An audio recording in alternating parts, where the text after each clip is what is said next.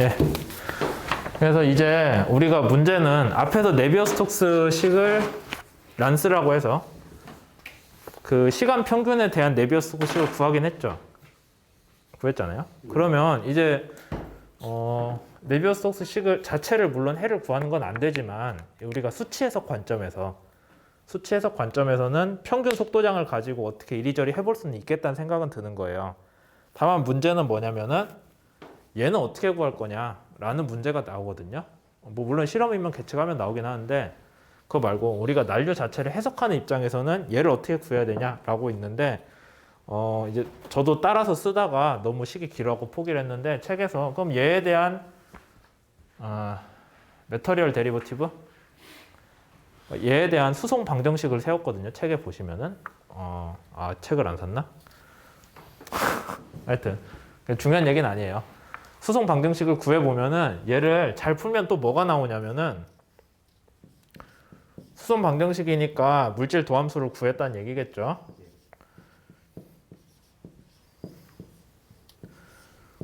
해보면은 이게 조금 애매한 게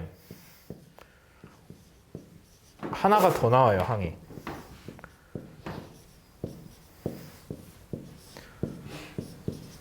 이런 식이 나오거든요. 얘에 대해서 이제 수송 방정식을 세우면 우리가 풀 수 있잖아요. 수송 방정식이라는 게 들어오고 나가고 여기서 생성되는 걸 구하는 식이니까 그걸 알면 우리가 이해를 할 수 있겠다 했는데 해보니까 한 차수가 더 높은 항이 짱 하고 나오는 거예요. 얘를 또 풀면은 4차 항이 나오거든요. 이런 식이 되니까 이거를 우리가 결국에는 풀 수가 없다. 해를 못 구한다가 되는 거예요. 그래서 엄밀한 해는 구할 수가 없습니다.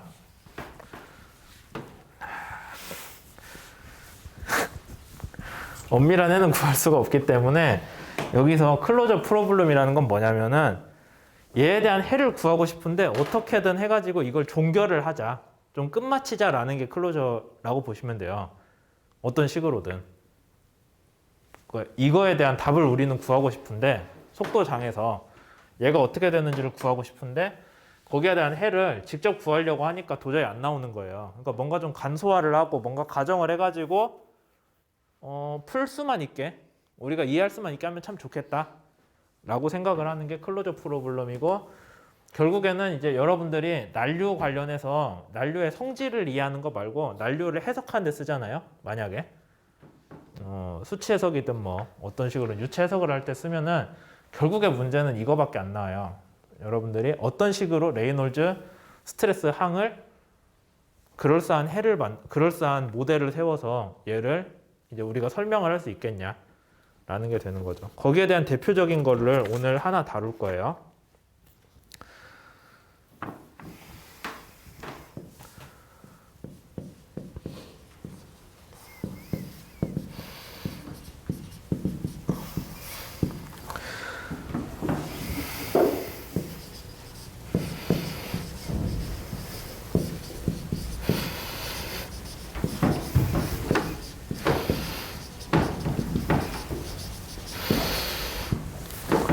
그래서 이제 여기까지 얘기했을 때 정말 중요한 건 에디 비스코시티라는 거고 그걸 제안한 사람이 프란트라고 보시네스크예요. 그래서 이제 그 사람들 이름을 따서 부르고 있는데 에디 비스코시티라는 건 뭐냐면은 아까 앞에서 우리가 점성 얘기했을 때 인접한 애들한테 운동량을 전달을 해주는 과정이 점성의 주요한 역할이라고 했잖아요. 근데 난류에서도 에디 작은 와동이 생기면서 옆에다가 에너지를 전달을 해주긴 하거든요. 그러니까 얘가 와동을 만들어서 에너지를 전달하는 과정도 점성 자체랑 비슷하다라고 생각을 해서 그거를 보시네스크가 처음에 제안을 했어요. 그럼 우리가 누가 일반적인 비스코시티죠? 정확히 얘기하면은 키네마틱, 운동학적.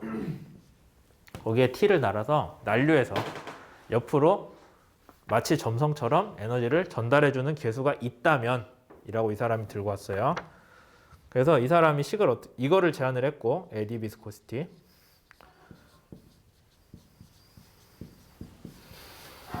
그 다음에 얘를 원래 우리가 알고 있는 그 시어 스트레스 점성으로 인한 시어 스트레스 전달 능력이랑 비교를 하는데 2차원에서 먼저 생각을 해본 거예요. 그럼 얘는 뭐랑 같아요? 이거겠죠? 아까 앞에서 이거 얘라고 구했잖아요. 마이너스가 달려있긴 하지만.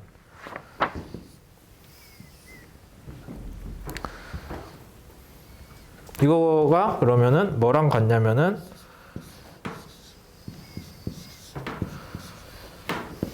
그 다음에 원래 시어 스트레스 뒤에 항이 뭐가 붙어요? 속도 9배잖아요. 2차원이니까 x, y, u, v로 지금 확실히 나눠서 여기서 표현을 하는 거예요. 이렇게 되겠죠. 그러니까 이거 누티 없다고 치면은 얘는 그냥 생으로 뭐가 돼요? 우리가 잘 알고 있는 점성에 대한 시어 스트레스 전달 능력 식이잖아요. 그러니까 걔랑 비슷하게 작용을 할 거다라고 가정을 한 거예요. 난류가 뭔지 모르겠지만 비슷하게 가정한다고 하면 점성 계수랑 뭐 비슷한 에너지를 전달하는 뭔가 계수를 들고 올 수 있겠죠. 걔가 에디 비스코시티다라고 가정을 했어요. 보시네스크가. 진짜로 그런지는 모르겠지만 뭐 완전 틀린 얘기는 아니지만 그렇다고 가정을 해서 얘를 좀 쉽게 풀어보자 라는 게 보시네스크가 했던 얘기가 되고요. 이거를 3차원에 대해서 일반화를 하자면은 다 쓰긴 좀 그러니까 이거 아까 앞에서 얘기했었죠. 난류로 인한 스트레스, 레이놀드 스트레스 IJ로 표시를 해줄 수가 있죠. 그러면은 누 아마 여러분들이 스트레인, 스트레스 그거 할 때 보면은 이런 식으로 풀이하는 거 봤을 텐데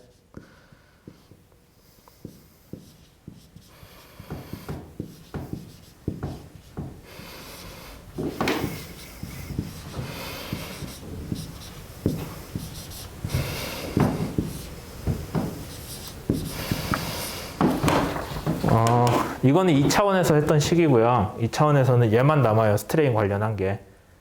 원래 그랬잖아요. 2차원에서. 근데 3차원에서는 각 방향 스트레인이랑 그 다음에 얘가 추가로 나온다. 라고 일반화를 한 거예요. 3차원에 대해서. 결국에 얘 뭐가 돼요? 보면은?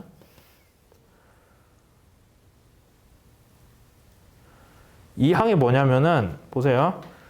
얘랑 여기에서 I랑 J가 서로 다르면은 우리가 시어 스트레스인 거 알죠? I랑 J가 달라야 시어 스트레스잖아요. 같으면 뭐예요? 노말이 돼야 되잖아요, 원래. 그러니까 노말 스트레스 항이 생겨야 되기 때문에 거기에 대해서 여기에다 따로 노말 스트레스 항을 뽑아준 거예요. 그러니까 원래 IJ로 표현을 함부로 하면은 IJ가 다를 때는 문제가 안 되는데 같을 때 어떻게 해야 되냐는 문제가 있잖아요. 그 같을 때 어떻게 하냐면은 여기서 알아서 빼주면 되지 라고 한 거예요. 이해되세요?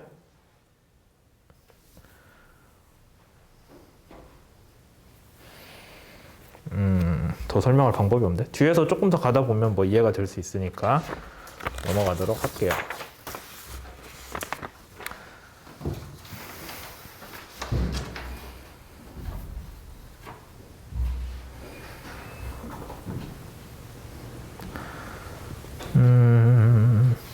네, 뭐 이 정도면 설명된 것 같고 이제 문제가 그러면은 프란틀이 들고 나온 문제 보시네스크가 있나? 프란틀이 있나?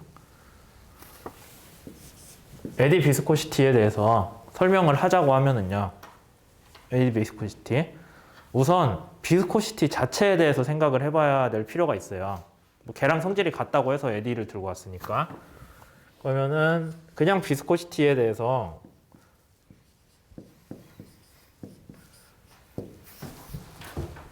그냥 비스코시티는 말 그대로 점성계수예요. 점성계수에 대해서 해석을 했더니 이런 관계식이 있더라라는 거예요. 점성계수는 동력학적. 동력학 아닌가? 동력학적인가? 운동학적. 운동학적 점성계수는 이런 식으로 정의가 되는데 L이라는 거는 자료에도 써놨지만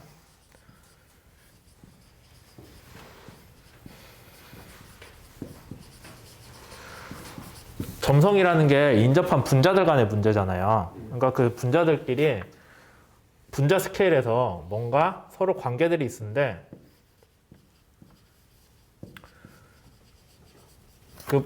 공기 기체 분자들 아니면 유체 분자들의 운동으로부터 민 프리패스라는 거를 구할 수가 있다는 거예요. 이제 그냥 서로 영향을 주는 거리 그 정도라고 보시면 돼요. 그 다음에 뭔지 모르겠지만은 이제 속도의 요동이겠죠. RMS니까 RMS가 표준 편차거든요. 그러니까 거기에 대한 요동 값이랑 같이 조합을 하면은 거기에 관련된 점성 계수가 나온다는 거예요. 그러면 우리가 생각을 해봅시다. 할 필요가 있나?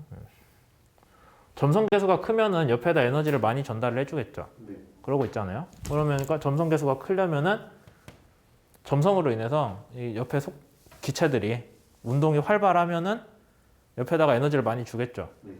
유체 분자가 운동이 활발하면 운동이 활발하다는 게 속도의 표준 편차가 크겠다. 그렇게 이해할 수 있겠죠. 그 다음에 민 프리패스라는 것도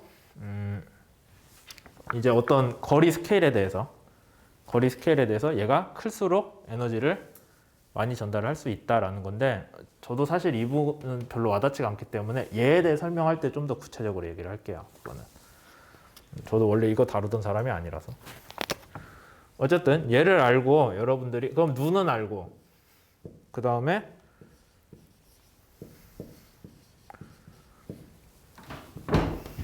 이거 하면 뭐가 나와요? 앞에 로 붙이고 타우 XY가 나와야 되잖아요. 네. R 붙은 거 말고 점성으로 인한 거. 그렇게 되면은 얘는 여기 누가 이거잖아요. 그럼 그대로 풀 수 있죠. 근데 이거 자체는 우리 분야에서는 잘 안 써요. 왜냐하면 우리는 레이놀즈 수가 되게 큰 수를 쓰기 때문에 점성이 안 중요하잖아요. 점성의 비율이 작기 때문에 사실 이 식을 우리가 신경 써서 할 필요는 없거든요.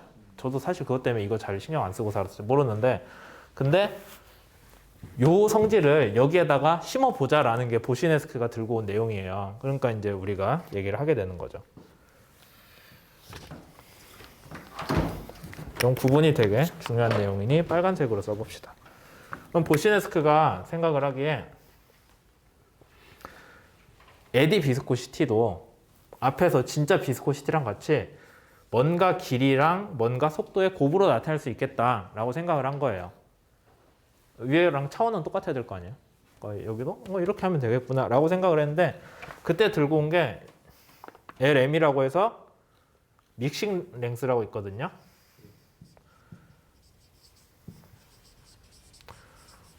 믹싱 랭스라는 단어를 새로 들고 왔고 그 다음에 V도 뭐가 돼 있어요? T라고 돼 있죠?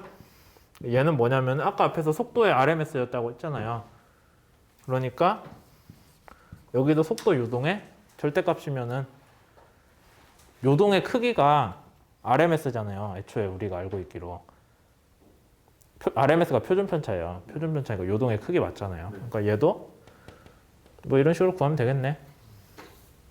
맞죠? 예. 이렇게 비슷하게 접근을 했어요. 그러면 여기서 믹싱 레이어는 무슨 뜻이냐면은 믹싱 랭스는 이제 실제로 난류 입장에서 난류 안에서 막 에디가 여러 개 발생하잖아요. 그러면 여러분이 여기 서 있는데 에디 한 3개 정도 건너가지고 있는 속도는 제가 여기에서 쟤랑 뭐 선형적으로 변한다고 볼 수 있어요? 안 되겠죠. 근데 에디보다 작은 공간 스케일에서는 속도가 선형으로 변할 것 같잖아요.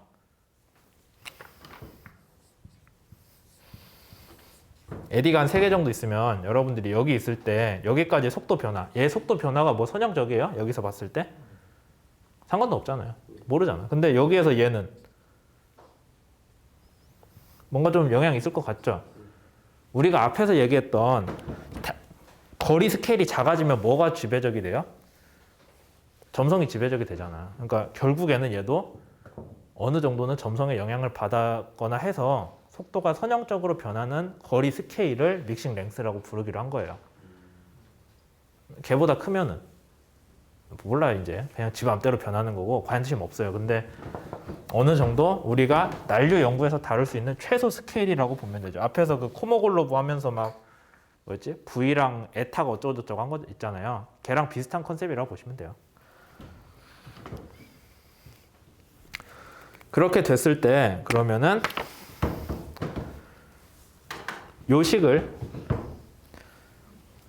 요 식에서 그 다음에 또 뭐가 있냐?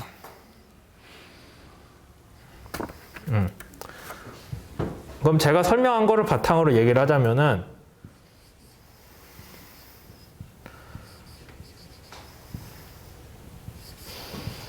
이렇게 되겠죠? 이거 그냥 단순히 일로 옮겼어요. 얘를 일로 옮겨가지고 이 식을 만들 수가 있어요. 응? 얘는 뭐였어요? 이거고. 그 다음에 봅시다.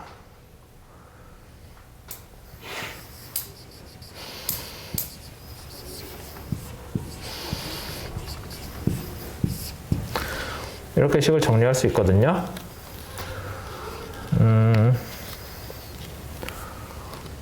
얘를 어떻게 설명을 해야 되냐?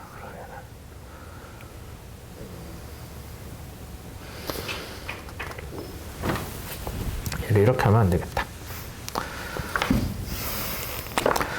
아까 믹싱 랭스에 대해서 속도가 선형으로 변할 수 있는 시간 스케일이라고 했잖아요. 선형으로 변한다는 거는 미분값이 기울기랑 같다는 거잖아요. 그러니까 여기에 대해서 믹싱 랭스분의 길이분의 속도가 진짜로 미분한 거랑 같겠죠. 그게 선형적이란 얘기잖아요. 그러니까 우리가 단순히 길이분의 시간이긴 한데 이 스케일이 잘 맞으면은 미분한 거랑 같잖아요. 그 정도로 작다는 얘기예요. 그게 믹싱 랭스인데 얘를 조금 정리를 해보면은 정리할 것도 없지. LM이 일로 갔고요. 수업 자료에서 VT 그대로 남겨뒀는데 VT가 뭐랑 같대요? 요동값이랑 같다 했죠. 이렇게 식이 나오는 거죠. 이 식을 우선 알아두시고 얘가 이거래요. 믹싱 랭스를 우리가 알면은 뭐가 돼요? 공간에 대한 평균 속도의 구배잖아요. 심지어 평균 속도예요, 얘가. 지금 우리가 여기서 구하는 게. 그러니까 앞에서 플럭추에이션 얘기를 했는데 요동 성분이랑 평균 속도랑 믹싱 랭스를 통해서 이어질 수 있는 거예요. 이게 되게 중요하겠죠. 왜냐하면 앞에서 네비우스 스톡스식 떼내 구할 때 우리가 결국에는 다 구했는데 뭐가 문제였어요? 플럭추에이션 성분을 몰라서 문제였는데 거기에 대해 믹싱 랭스라는 개념을 들고 오면서 어떤 특정한 스케일 값을 우리가 알기만 하면은 평균 속도의 9배로 애초에 믹싱 랭스가 평균 속도가 선형적으로 변할 만큼의 작은 간격이었잖아요. 그러니까 여기에서는 믹싱 랭스 구간 안에서는 속도의 변동이 위치의 변동이랑 선형적으로 연관이 되기 때문에 그거를 그냥 집어 넣으면은 요게 속도의 요동이 평균 속도로부터 나올 수 있구나가 되는 거예요. 그 다음에는 책에 나온 대로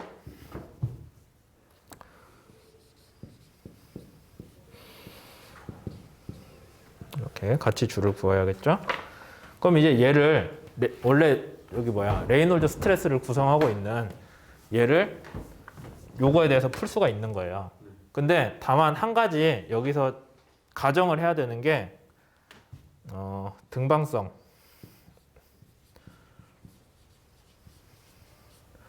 아이소트로피라고 해서 등방성이거든요. 얘는 모든 방향 성분으로 물리량이 같다라는 게 등방성이에요. 걔를 해줘야 그러면은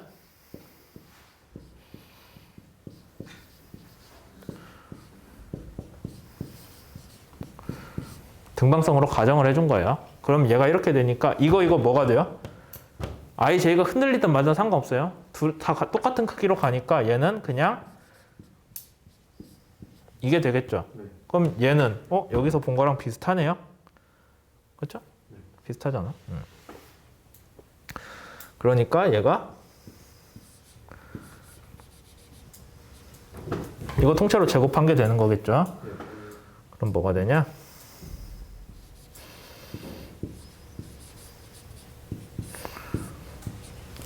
아이소트로피 지워야겠다. 공간을 차지하니까. 이렇게 되나요? 되겠죠? 그 다음에 아까 우리 앞에서 요거 구할 때 요거를 구했잖아요. 이거 여기에다 집어 넣을 수 있겠어요? 여기에다 넣을 수도 있고 근데 또 U 프라임이 이거라고 했으니까. 그쵸? U 프라임이 얘잖아요. 그러면은 누 T는 뭐가 돼요? LM이 2번 들어가고 이꼴로 되잖아요. 네. 맞죠? 네. 여기 U 프라임이 여기서 이걸로 우리가 믹싱 랭스에서 가정을 했으니까 그게 여기로 들어오고 그러면 이거 어디서 많이 본 것 같네요? 여기 있네.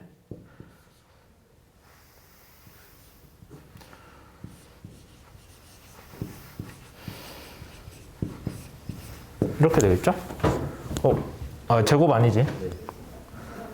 그럼 이거 어디서 본 것 같아요?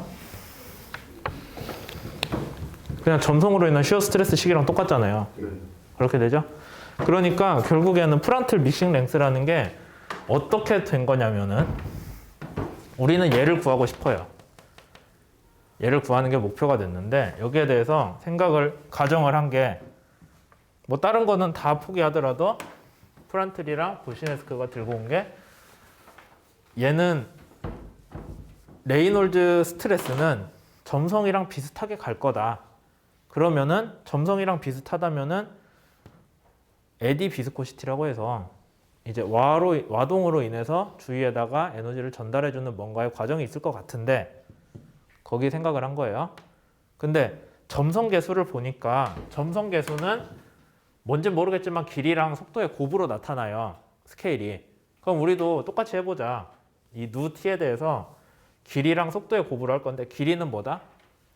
믹싱 랭스라고 프란틀이 들고 나와가지고 속도가 선형적으로 변하는 그러니까 하나의 에디보다 좀 작은 스케일에 속도가 선형적으로 변하는 최소한의 거리가 될 거고 그 다음에 이거는 원래 속도 변동량이니까 이걸로 그냥 쳐주는 거예요. 그렇게 했을 때 식을 전개를 해주면은 애초에 믹싱 랭스라는 개념 자체가 여기서 믹싱 랭스라는 개념 자체가 속도의 9배, 평균 속도의 9배 곱하기 믹싱 랭스를 해주면은 그게 플럭추에이션의 크기랑 같아지는 수준이에요. 그러면 얘는 똑같다고 해도 플럭추에이션이 큰, 난류가 강하다는 뜻이겠죠? 난류가 강하면 믹싱 랭스는 어떻게 돼요? 얘는 똑같은데 얘가 커졌다는 거잖아요. L도 커져야겠죠? 그래서 그만큼 믹싱이 먼 거리까지 잘 되고 있다. 그러니까 와가 크게 활발하게 잘 발생한다라고 이해를 하면 돼요. 그럼 이 식을 하나 알고 있고 그 다음에 우리가 이 식을 하나 알고 있으니까 거기서 VT가 이 유동이 흔들리는 그 양으로 바꿔놓으면은 이 항이 얘랑 똑같잖아요. 얘가 일로 와가지고 이거 정리를 해주면은 뭔가 나올 것 같은데 그 다음에 하나 조건으로 건 게 뭐예요? 등방성. 정확히 얘기하면은 등방성이긴 하다. 등방성이라는 건 모든 방향으로 같은 그게 적용한다라는 거고 한 가지 이제 우선 끝까지 가고 얘기할게요. 이제 그런 식으로 갔으니까 서로 다른 방향 성분의 플럭추에이션끼리 해준 레이놀즈 스트레스라도 같은 방향에 대한 노멀 스트레스랑 같다라고 가정을 하는 거예요. 등방성을 가정을 했으니까. 실제 유동은 등방성 절대 안 나와요. 근데 등방성으로 가정을 했을 때 풀어줄 수 있죠. 그럼 식이 최종적으로 이게 나오니까 우리가 앞에서 얘기했던 에디 비스코시티라는 개념이 그대로 적용이 되네? 확인을 했어요. 근데 에디 비스코시티는 뭐에 대한 함수가 됐어요? 다 풀어보니까 믹싱 랭스 곱하기 믹싱 랭스 제곱 곱하기 뭐예요? 속도 9배가 되는 거죠. 그러니까 우리가 평균 속도장에서 속도 9배만 알고 그 다음에 그 난류의 강도 아니면 특성, 믹싱 랭스만 알면은 레이놀즈 노멀 스트레스도 구할 수가 레이놀즈 스트레스 항도 구할 수가 있구나라는 게 보시네스크가 이제 들고 온 내용인데 실제로 난류 연구를 하다 보면은 우선 문제가 등방성이 죽어도 안 나오고요. 잘 안 나와요. 또 하나 문제가 뭐냐면은 요거 식 보면은 결국에는 뭐예요? IJ가 같을 때는 노멀 스트레스니까 그런가 보다 한데 IJ가 다르면 레이놀즈 쉬어 스트레스잖아요. 쉬어 스트레스 크기는 일반적으로 노멀보다 또 훨씬 작거든요. 근데 여기서는 억지로 같다고 맞춰줬죠. 그러다 보니까 이게 간략화를 많이 하다 보니까 좀 무리수가 있기는 한데 그래도 핵심 내용인 난류에서는 에디 비스코시티 같은 개념을 통해서 주위 유동에다가 와의 발상으로 에너지를 전달을 한다라는 개념은 어쨌든 유효한 거예요. 여기에서. 그래서 요즘 난류 해석할 때 여러분들이 이제 시뮬레이션 같은 걸 할 때 결국에는 얘를 어떻게 다루냐는 건데 요거를 여기에서 한 거 같이 그냥 하나의 수식으로 놓냐 아니면은 여기를 뭐 비등방성을 고려를 해준다거나 우리가 이방성이란 말로 많이 쓰거든요. 이방성을 고려를 해준다거나 아니면 좀 더 복잡하게 간다거나 아니면 벽 근처는 등방성이 잘 지켜지지 않으니 특수한 다른 함수를 쓴다거나 등등으로 여러 가지를 하는 게 실제 난류의 수치 해석에서 쓰고 있는 그런 내용들이에요. 그래서 우리 수업에서도 뒤에서 여유가 되면은 주로 그런 부분을 다루게 될 거거든요. 그러면 여러분들이 그 수식 자체는 되게 복잡해요. 이제 나중에 가면 칠판에 못 쓸 정도로 복잡한데 거기에 집중할 게 아니라 얘가 이 보시네스크 과정에서 이런 부분들을 좀 더 복잡하게 가져왔구나 라는 것만 이해를 하면은 이제 수업에서 다루는 목표로 충분하겠죠.